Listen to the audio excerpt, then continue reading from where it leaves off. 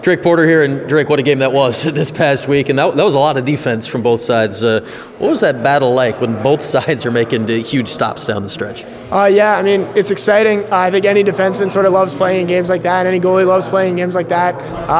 It's crazy because both offenses, I think, are really good. So, and I guess we proved that both defenses are also really good. So it was exciting to sort of prove ourselves there. It's a lot for a defense to make a stop in overtime. You guys had to make two. Take me through those overtime possessions of really having to clamp down. Yeah, I mean, the first one, they set a high pick, and the guy kind of got underneath, but we slid well, and they took sort of like a questionable shot, I guess, that I was able to make the easy save on, and we went the other way, and then they came back again, and our defense made another stop. So it's so awesome that we could perform under pressure like that, and I think that's just a testament to how loose our defense plays. You know, we're never too stressed about anything or thinking too much, just having fun. Well, what stood out to me from really the whole defense this last game is how many deflections and interceptions and whatnot. It felt like Tyson really led the way. What was he doing specifically in front of you? It feels like every time the ball ended up near the crease, he figured out a way to pick it up and get it out of trouble. I mean, yeah, that's definitely one of Tyson's biggest skill sets. His stick skills are amazing, and I guess what you guys saw in that game is what I see every day in practice. So I'm really lucky to have him in front of me. He's picking off passes left and right and picking up, it seems like, every ground ball. So it's really nice. How tough is it to hang in a game like that where you're down the whole game and Duke's defense is playing so well? It was tough for the offense to get going, that you knew you guys had to make some stops, I guess, to keep it close there late in the game.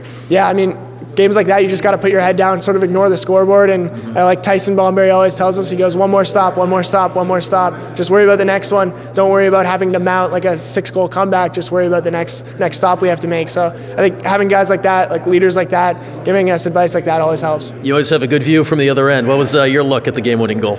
I mean, Brendan Curry got maybe like a half a step on his guy, and then his speed and athleticism sort of took over, and he was able to make that jumping, I guess, new Kristav shot. And it was nice to see a Kristav goal going the other way, especially in overtime. So I was happy to see it.